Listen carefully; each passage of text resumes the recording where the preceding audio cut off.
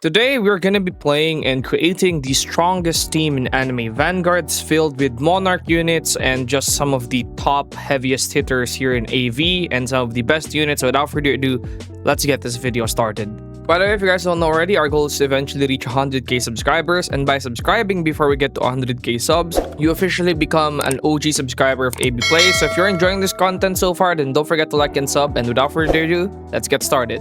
So this team that we have right here, I would not say is going to be the best really in anything, because I feel like in anime Vanguards, the best team is whatever units fit that, description the most. However, there are two units that I can see always bringing everywhere, and those units are obviously going to be the farm units, which is Sprint Wagon and Takaroda. For the majority of the game modes that we have here in the game, we always have Sprint Wagon and Takaroda.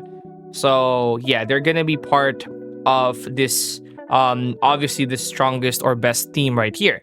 But apart from that, there's another unit that I can see always being brought because of an element that he has, and I think I already spoiled it pretty much, but that unit is going to be Song Jinwoo and Igros. And the reason for this is because he has the most amount of nukes in the game. 3 nukes. They're all single-use nukes, by the way, but most of the time you only really need to use these nukes once, unless you're in an infinite game mode. In that case, there's gonna be Smith, John, or Sid, who is more useful. But for the majority of the game modes in the game, you don't need to use nukes multiple times. You don't need to use nukes 10 times. So just 3 nukes is actually already good enough. But the best thing about Song Jinwoo is going to be his unknown element, which allows him to basically ignore stuns, ignores ailments, and also ignores debuffs. So energy drain will never work on him, stun will never work on him. And obviously you can also use him in world lines, and he's also great in portal. So he's just a great overall unit, which is just crazy. The next one is going to be a new addition, and he's not going to be a he, but rather a she. And I think with that, it's pretty much already obvious who this unit's going to be. I'm literally wearing her cosmetic right now, and it's going to be Kaguya. Arguably one of the best supports, if not the best support right now in the game. He can buff, your units by 45% for about 20 seconds, and he can buff your fire units for about 30 seconds. Sorry, yeah, 20 seconds. So he can buff your fire units for about 20 seconds for 30%. She can buff your blast units by like 90% for like 20 seconds. So one of the arguably the best support, if not the best support in the entire game. Also, she has crowd control and a bunch of other abilities that she has that allows her to basically deal damage in the entire map. Not to mention, she has another nuke. So if 3 nukes is not enough with Song Jinwoo Vanguard, you have another nuke with Kaguya. And obviously with all the stuns, all the damage over time that she does, this just really makes her really, really nice. And again, because of all those supports and the aforementioned 90% support on blast units, our 5th unit is going to be none other than Rojita. Right, Rojita right here. One of the highest, if not the highest, constant source of DPS in the entire game, Rojita. Now, obviously, I'm not gonna be talking about, optimized damage right here. What I mean by that is, obviously, there's gonna be units who are gonna be better at clearing certain maps. For example, Yuhaba will probably do better in clearing maps than someone like Gogeta will, and this is mainly because Gogeta does not have full AoE, and Yuhaba has full AoE. But one thing you have to consider is Gogeta can teleport the entire map, like Kaguya, which by the way is another thing that I actually kind of forgot about Kaguya as well. Gogeta can teleport the entire map, and he has one of the highest support. He has one of the highest, if not the highest, consistent DPS in the entire game. And yeah, pretty insane. Now the last one is going to be a pretty unorthodox one, but it's going to be not good guy. One of the highest DPS in the game right now, probably one of the best burns, if not the best burn. The reason why he is here instead of someone like Yuhaba or Aizen is to make use of Kaguya and to allow Kaguya to have more damage. We could also replace him with Yuhaba, but the problem with Yuhaba right now is there's too many monarchs in here, so he won't be able to get his buff that high. So yeah, Yuhaba cannot really work with this team right here. Not good guy can work with this team really well, and that's one of the reasons why he is here instead of someone like Yuhaba. So rifts are open, and even though rifts are not necessarily very hard anymore, and there's a lot of units that can solo them. We are going to use this team right here to solo rifts, which is really insane. Oh my god, this is even easier because it's the Astolfo rift, so this is gonna be much easier. But yeah, we're gonna use these units to solo this rift. All right, so we're here, and we're not really gonna struggle here, I feel like, because this is going to be really easy. Man, if I could actually just restart this, I would probably just have brought Not Good Guy.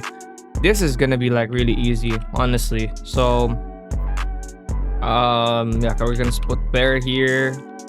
We're gonna put that in there. Okay, we're gonna put Lucy here, and maybe just one, sorry, Kaguya there, and maybe just one Lucy there. All right, with Kaguya and with these 3 Vanguard units here and Lucy, you know, supporting them, getting rid of that overshield, it is becoming significantly easier for us to just steamroll this map right here. The Yuhaba one is much harder, and I already soloed the Yuhaba rift with this exact team right here doing my testing. The only one that I haven't tested yet is the X-Raid, the X stage, because the X stage is significantly hard. It's only 15 waves, and being only 15 waves, it's much harder for a team to be maxed out completely, which is why I haven't really tested that one out yet, because I know it's gonna be very difficult. But if this video does well enough, we're probably gonna try to beat the X stage with this team here. Right now, we're just using the 3 Vanguards on the Astolfo raid. One of the best things about this team is it doesn't really matter if there are leaks, right? What I mean by it doesn't matter if there are leaks is it doesn't really matter if these units get past Sung Jinwoo Vanguard's range, because we have 2 units who can teleport and basically just get rid of the enemies even as they are moving. We have 2 units that can move past their range. And as a matter of fact, even Sung Jinwoo Vanguard can attack past his range due to his summons, as you guys are going to be seeing right here. So far, it's pretty easy still. And if we ever get into trouble, we literally have 4 nukes to just absolutely steamroll the enemy. So yeah, as you guys can see right there, Kaguya's crowd control is proving really nice. What I mean by that is Kaguya has several abilities that allow her to slow, freeze, or repulse enemies. Now Gogeta's about to go do his thing. So yeah, genuinely not struggling that hard here. I know it might look like we're kind of struggling, but trust me, you're not struggling that much. I'm just gonna activate the 90% buff. As you guys can see right there, Gogeta right here has a 90% buff on him, which is crazy. 90% buff. He's doing right now 100k DPS, by the way. Gogeta, not even at max, is doing 100k DPS because of that Kaguya buff that he just received. So he's doing 2 times right now. So 120k right here. That's 120k. So okay, the buff is gone. So now he's back to dealing around 70k only. Kinda sucks, but I guess that's how it is. Okay, now we're gonna activate Ice. Alright, Ice. Alright, now there's Ice. Then we're just gonna use Sand again. Then it should be Wraps. Yeah, as you guys can see, not really struggling that hard.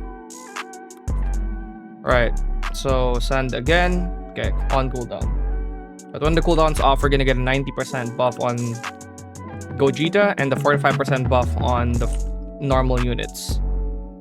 Okay, 45%, 90% on both these guys right here.